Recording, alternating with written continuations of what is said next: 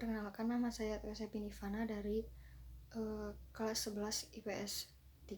Saya akan menjelaskan tentang Kerajaan Mataram kuno dan Kerajaan Islam Banjar.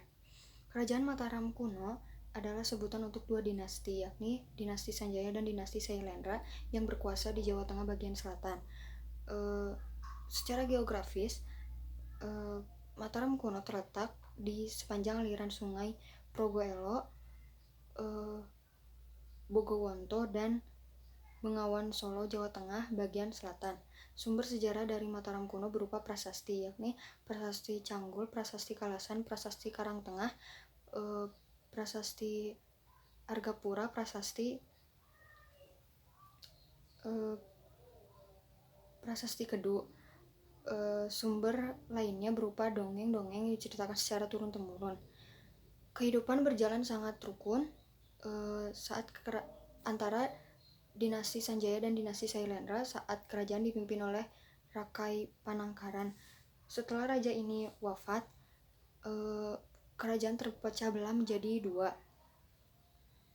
namun bersatu kembali saat terjadi pernikahan politik antara Rakai Pikatan dari Wangsa Sanjaya dengan Pramoda Wardani dari keluarga Sailendra. Sejak pernikahan politik ini, Kerajaan Mataram kuno semakin luas, meliputi Jawa Tengah dan Jawa Timur. Mataram kuno menganut sistem kerajaan. Raja yang pernah berkuasa adalah Raja Sana, kemudian digantikan oleh Raja Sanjaya, putra dari Sanaha, saudara perempuan Raja Sana. Kehidupan ekonomi Mataram kuno pada Dinasti Sanjaya bertumpu pada sektor pertanian dan memanfaatkan Sungai Bengawan Solo di sektor pelayaran. Kehidupan sosialnya, sikap gotong royong dalam membangun candi bersama, sikap toleransi dalam masyarakat sangat baik. Terbukti dari adanya dua aliran kepercayaan yang berbeda, tetapi masyarakat tetap masih bisa bersosialisasi dengan baik. Mataram kuno menghasilkan kebudayaan berupa candi. Candi yang paling terkenal adalah Candi Borobudur dan Candi Prambanan. Lalu Kerajaan Islam Banjar. Kerajaan Banjar berdiri pada tahun 1526 bertepatan dengan Sultan Suryansyah sebagai pemimpin pendiri Banjar. Kerajaan Banjar menganut agama Islam. Menurut geografisnya, Islam Banjar terletak di Provinsi Kalimantan Selatan, di sepanjang terbentang dari Tanjung Sambar sampai Tanjung Aru.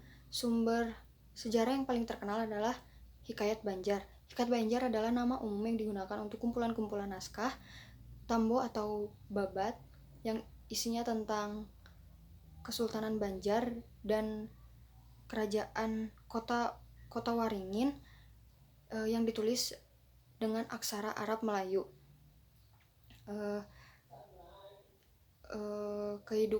Kehidupan politik dan pemerintahan.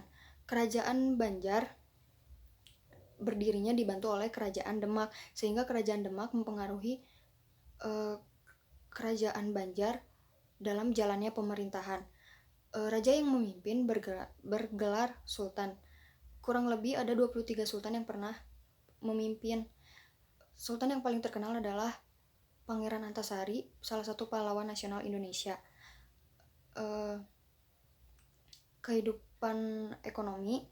Kalimantan Selatan memiliki perairan yang strategis untuk sebagai lalu lintas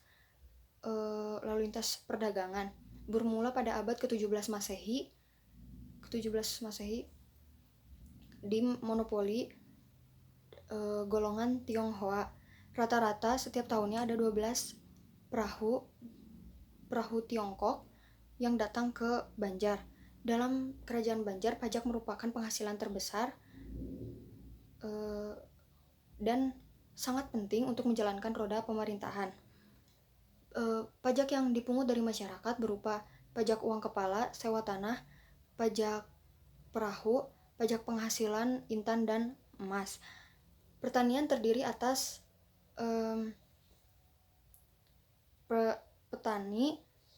perekonomian terdiri atas petani, nelayan, dan industri. Kehidupan sosialnya dalam kerajaan Banjar ada susunan berbentuk segitiga piramid. Lapisan atas golongan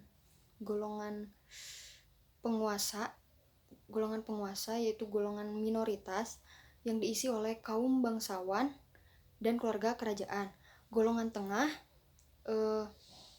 diisi oleh para pemuka agama yang mengurusi hukum keagamaan dalam kerajaan.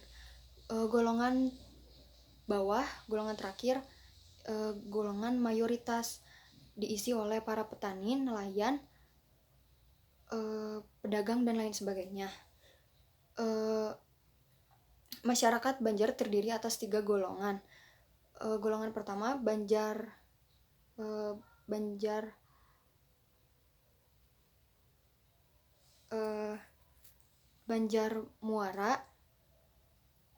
Muara atau suku Ngaju, Banjar Batang Banyu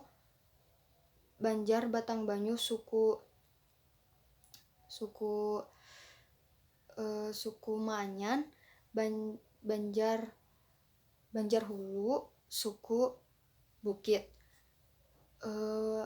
Kebudayaan Banjar mengalami perubahan dari zaman ke zaman. Beginilah cara berpikir sekelompok manusia di daerah ini dalam suatu kurun waktu tertentu. Terima kasih.